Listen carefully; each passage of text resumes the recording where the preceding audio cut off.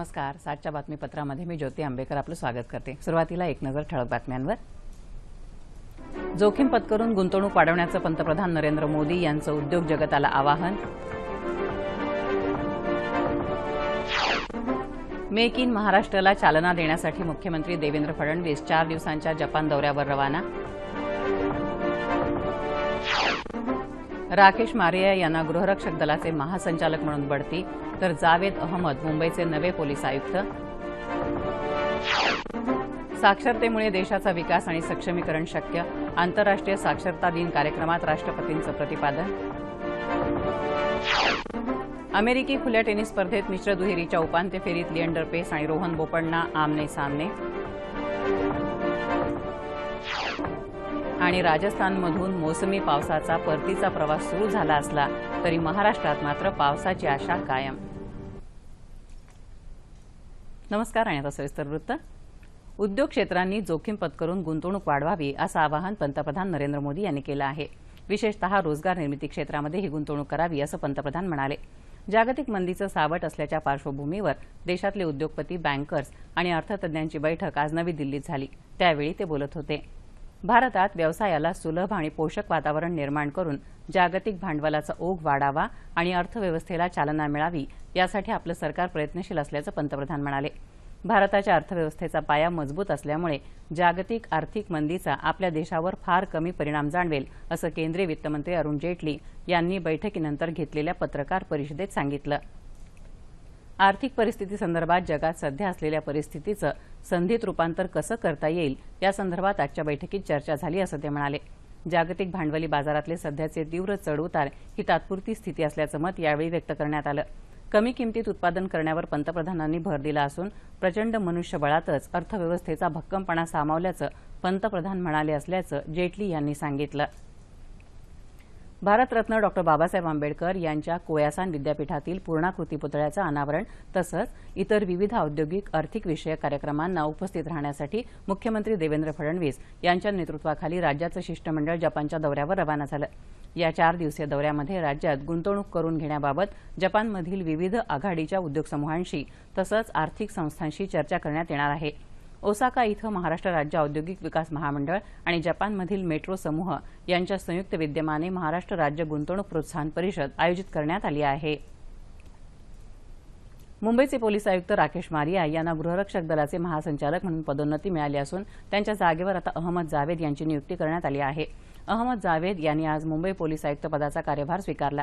Maria यांनी ही नवीन पदाची सूत्र आज स्वीकारली. पोलीस प्रशासनामध्ये पारदर्शकता आणून महिला आणि बालकांच्या सुरक्षेला आपण प्राधान्य देणार असल्याचं मुंबईचे नवीन पोलीस आयुक्त अहमद जावेद यांनी कार्यभार स्वीकारल्यानंतर पत्रकारांना सांगितलं. शीना बोरा हत्या प्रकरणाचा तपास योग्य दिशेनं सुरू राहणार असून या प्रकरणातल्या तपास अधिकाऱ्यांच्या बदल्या झालेल्या नाहीत असंही अहमद जावेद यांनी सांगितलं. दहशतवाद हा संपूर्ण जगासाठी धोका असल्याचं केंद्रीय गृहमंत्री राजनाथ सिंह यांनी म्हटलं आहे. हैदराबाद इथल्या राष्ट्रीय औद्योगिक संरक्षण अकादमीत कमांडंट उपनिरीक्षक प्रशिक्षणार्थींच्या दीक्षांत समारंभाच्या वेळी ते आज बोलत होते. केंद्रीय औद्योगिक सुरक्षा दलांची कार्यक्षमता वाढवण्याच्या दृष्टिकोनातून या दलाचं नियमित सुरक्षा ऑडिट होण्याची गरज त्यांनी व्यक्त केली. केंद्रीय औद्योगिक सुरक्षा दलाच्या जवानांची संख्या 2 लाखांपर्यंत नेण्यासाठी सरकार प्रयत्नशील असल्याचं ते म्हणाले. सध्याच्या डिजिटल प्रगतीच्या युगामध्ये सायबर गुन्हे हाताळण्यासंदर्भात सीआरएसएफनं अधिक प्रगती करावी अशी अपेक्षा त्यांनी व्यक्त केली. सुरक्षा दलात महिलांची संख्या वाढवण्याच्या गरजेवरही त्यांनी भर दिला. भारत आणि पाकिस्तानच्या सीमा सुरक्षा दलाच्या महासंचालकांची बैठक उद्या नवी दिल्लीत होणार आहे. पाकिस्तानच्या सीमा सुरक्षा दलाचे महासंचालक मेजर जनरल उमर फारुकी बुर्की यांच्या अध्यक्षतेखालील 16 जणांचं शिष्टमंडळ उद्या वाघा सीमेवरच्या रेषेवर पोहोचेल आणि त्यानंतर ते सीमा सुरक्षा दलाच्या 5 दिवसीय बैठकीमध्ये सहभागी होईल.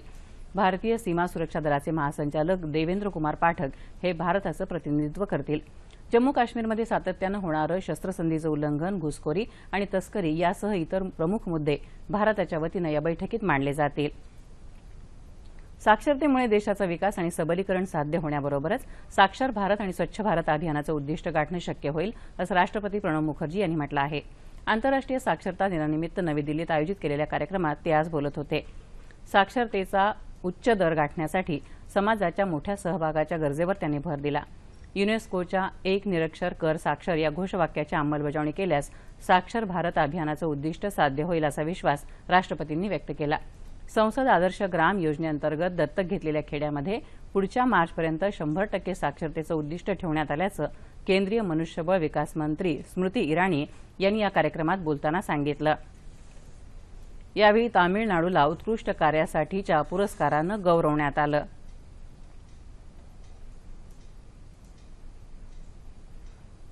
महात्मा गांधी यांचं संकलित केलेलं साहित्य म्हणजे एक अमूल्य ठेवा असून हा ठेवा भारत जगाला उपलब्ध करून देत आहे असं केंद्रीय वित्तमंत्री अरुण जेटली यांनी म्हटलं आहे। गांधीजींच्या संकलित साहित्याच्या 100 खंडांच्या ई आवृत्तीचं प्रकाशन आज अरुण जेटली यांच्या हस्ते नवी दिल्ली इथं झालं, त्यावेळी ते बोलत होते। या नव्या ई आवृत्तीमुळे समाजाला मोठ्या प्रमाणावर फायदा होईल अशी अपेक्षा जेटली यांनी व्यक्त केली।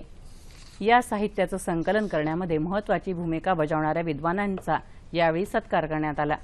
गांधीजींची ऐतिहासिक भाषणं या ई आवृत्तीमध्ये समाविष्ट केली आहेत।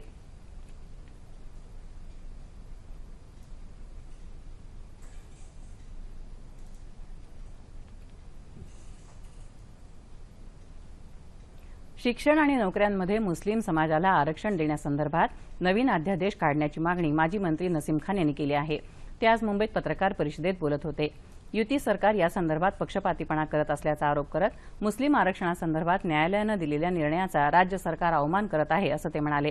आरक्षणाचा निर्णय त्वरित न घेतल्यास राज्यभर तीव्र आंदोलनाचा इशाराही त्यांनी दिला। आधीच्या आघाडी सरकारनं समित्यांच्या शिफारसीनुसार मुस्लिमांना आरक्षण दिलं होतं, मात्र हे सरकार उदासीन असल्याचं ते म्हणाले। शेतमालाला भाव नसणं हे शेतकऱ्यांच्या वाईट परिस्थितीसाठी एकमेव कारण नसून त्यासाठी अनेक गोष्टी कारणीभूत आहेत असं मत भारतीय जनता पक्षाचे प्रदेशाध्यक्ष खासदार रावसाहेब दानवे यांनी व्यक्त केलं। अमरावती इथं पंडित दीनदयाल उपाध्याय प्रशिक्षण अभियानाचा समारोप कार्यक्रमानंतर आयोजित पत्रकार परिषदेत ते आज बोलत होते।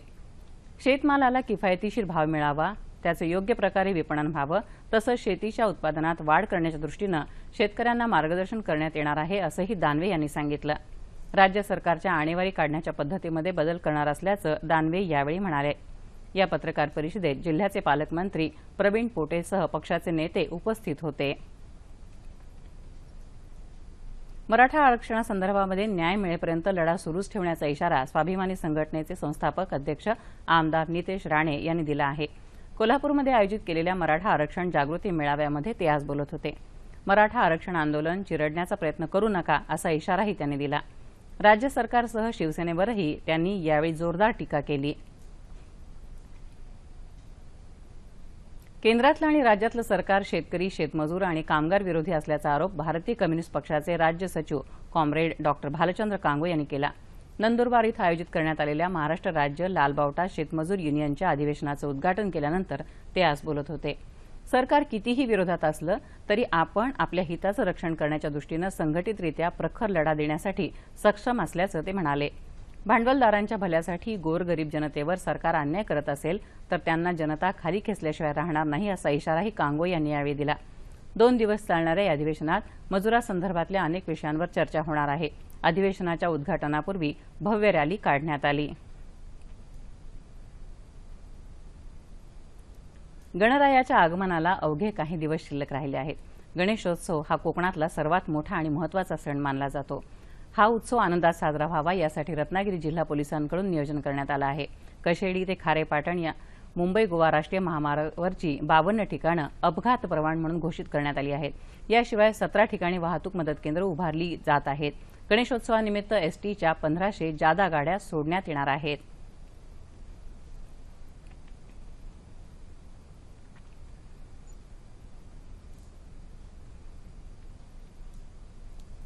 यावेळी आमच्या इकडे आमच्या तालुक्यामध्ये गणेशोत्सवासाठी येणाऱ्या चाकरमान्यांसाठी त्यांना गावात पोहोचवण्यासाठी आम्ही या ठिकाणी बस स्टँड किंवा रेल्वे स्टेशन या ठिकाणाहून जादा बसेसची व्यवस्था केलेली आहे। त्याचबरोबर चाकरमान्यांसाठी जो काही परतीचा प्रवास आहे गणेशोत्सवानंतरचा त्यासाठी आम्ही जादा बसेसचं बुकिंग या ठिकाणी आतापासून सुरू केलेलं आहे। त्यामुळे सर्वांना परतीची तिकीटही या ठिकाणी उपलब्ध आहेत। रत्नागिरीमध्ये 108 सार्वजनिक तर 1,65,000 घरगुती गणपती आहेत. पेणच्या गणेश मूर्तींना दरवर्षी मोठी मागणी असते. आकर्षक मूर्तीची दुकानात रेलचेल आहे. यावर्षी मूर्तीसाठी लागणारं साहित्य आणि मजुरीचे दर वाढल्यानं मूर्तीच्या किमतीमध्ये जवळपास 20% वाढ झाली आहे. पुणे महामार्गावर औरंगाबादजवळ रहीमपूर या गावात भरधाव वेगानं जाणाऱ्या ट्रकनं एका गाडीला धडक दिल्यानंतर झालेल्या अपघातात 6 जण ठार तर 2 जण गंभीर जखमी झाले आहेत. मृतांमध्ये 2 पोलिसांचा समावेश आहे. औरंगाबादकडे जाणाऱ्या या खासगी गाडीला ट्रकनं धडक दिल्यानंतर रस्ता दुभाजक ओलांडून ही गाडी विरुद्ध दिशेनं येणाऱ्या गाडीवर आदळून हा अपघात झाला. गडचिरोली जिल्ह्यातल्या धानोरा तालुक्यातल्या कांदेकाल जंगलामध्ये पोलिसांनी सुरू केलेल्या नक्षलवादी शोध मोहिमेमध्ये मारलेल्या एका नक्षलवाद्याचा मृतदेह काल सापडला. 4 दिवसांपूर्वी या कारवाईमध्ये झालेल्या चकमकीमध्ये एका महिला नक्षलीचा मृत्यू झाला होता. तसंच नक्षलवाद्यांकडून मोठा शस्त्रसाठाही जप्त केला गेला होता. आज सापडलेला मृतदेह प्रमोद कचमाली या नक्षलवाद्याचा असल्याची ओळख पटली असून त्याच्यावर सरकारनं 8 लाखांचं बक्षीस जाहीर केलं होतं, असं जिल्हा पोलीस अधीक्षक संदीप पाटील यांनी सांगितलं. आणि आता काही क्रीडावृत्त. अमेरिकन खुल्या टेनिस स्पर्धेच्या मिश्र दुहेरीच्या उपांत्य फेरीमध्ये लिएंडर पेस आणि रोहन बोपण्णा एकमेकांचे प्रतिस्पर्धी म्हणून खेळणार आहेत. पेस आणि हिंगीज जोडीला उपांत्यपूर्व फेरीमध्ये पुढे बढत मिळाल्यानं ते उपांत्य फेरीत दाखल झाले, तर बोपण्णा आणि चायनीज तैपेईची युंग जॅन चॅन या जोडीनं अतिशय चुरशीच्या लढतीमध्ये त्यांच्या प्रतिस्पर्ध्यांना 7-6, 5-7, 13-11 असं हरवून उपांत्यपूर्व फेरी गाठली. बोपण्णाने त्याचा जोडीदार फरोलिनी मर्गियाच्या साथीनं पुरुष दुहेरीच्या उपांत्य फेरीमध्ये प्रवेश केला आहे. महाराष्ट्रातून पावसाचा परतीचा प्रवास सुरू झाला की काय अशी भीती शेतकऱ्यांना वाटत होती. मात्र अजूनही आशा कायम असल्याचं कुलाबा वेधशाळेचे उपमहासंचालक कृष्णानंद होसाळीकर यांनी म्हटलं आहे.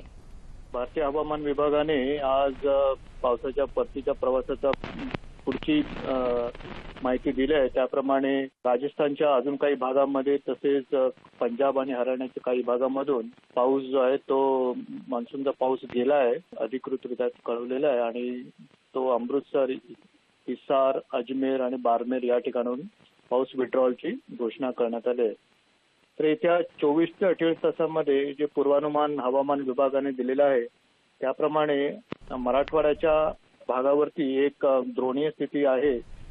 तर त्याचा परिणाम म्हणून मराठवाड्यामध्ये येत्या 24 ते 48 तासांमध्ये फेअरली वाईडस्प्रेड म्हणजे मध्यम स्वरूपाच्या पावसाची, सर्व दूर पसरलेल्या मध्यम स्वरूपाची पावसाची पूर्वानुमान हवामान विभागाने दिलं आहे. मध्य महाराष्ट्रासाठी पण पावसाची हलक्या ते मध्यम स्वरूपाच्या पावसाची पूर्वानुमान येत्या 4 ते 5 दिवसासाठी दिलेला आहे. परतीचा पाऊस सध्या जो आहे तो हरियाणा, पंजाब, राजस्थानच्या भागापर्यंतच मर्यादित आहे आणि त्याचा प्रभाव सध्या महाराष्ट्रावरती तरी दिसत नाहीये. महाराष्ट्रावरचा जो पाऊस आहे तो जे वेदर सिस्टम्स आहे त्याच्यामुळेच पडणारा हा पाऊस आहे. हवामान. येत्या 36 तासात कोकणात तुरळक ठिकाणी मुसळधार पाऊस पडेल अशी शक्यता हवामानशास्त्र विभागानं व्यक्त केली आहे. तापमान अंश सेल्सिअसमध्ये. मुंबई कमाल तापमान 32, किमान 24. नागपूर 33-23. पुणे 31-21. औरंगाबाद 30-23. नाशिक 31-21. कोल्हापूर 29-22. रत्नागिरी 31-23. सोलापूर 32-23 आणि अमरावती 31-21. ठळक बातम्या पुन्हा एकदा. जोखीम पत्करून गुंतवणूक वाढवण्याचं पंतप्रधान नरेंद्र मोदी यांचं उद्योग जगताला आवाहन. मेक इन महाराष्ट्रला चालना देण्यासाठी मुख्यमंत्री देवेंद्र फडणवीस 4 दिवसांच्या जपान दौऱ्यावर. राकेश मारिया यांना गृहरक्षक दलाचे महासंचालक म्हणून बढती, तर जावेद अहमद मुंबईचे नवे पोलीस आयुक्त. साक्षरतेमुळे देशाचा विकास आणि सक्षमीकरण शक्य, आंतरराष्ट्रीय साक्षरता दिन कार्यक्रमात राष्ट्रपतींचं प्रतिपादन. अमेरिकी खुल्या टेनिस स्पर्धेत मिश्र दुहेरीच्या उपांत्य फेरीत लिएंडर पेस आणि रोहन बोपण्णा आमने सामने. आणि राजस्थानमधून मोसमी पावसाचा परतीचा प्रवास सुरू झाला असला तरी महाराष्ट्रात मात्र पावसाची आशा कायम. याबरोबरच हे बातमीपत्र संपलं. जागतिक मंदीच्या पार्श्वभूमीवर पंतप्रधान नरेंद्र मोदी यांच्या अध्यक्षतेखाली उद्योगपती, बँकर्स आणि अर्थतज्ञ यांच्यासोबत नवी दिल्लीत झालेल्या बैठकीतील महत्त्वाचे मुद्दे, भारतीय शेअर बाजारात होणारे चढउतार, त्यात सुधारणा करण्यासाठीचे उपाय याविषयी चर्चा करण्यासाठी अर्थतज्ञ रमेश झवर यांना आज रात्री 9:30च्या बातमीपत्रात निमंत्रित करण्यात आलं आहे. तेव्हा पुन्हा भेटूया रात्री 9:30 वाजता सह्याद्री वाहिनीवर. तोपर्यंत नमस्कार.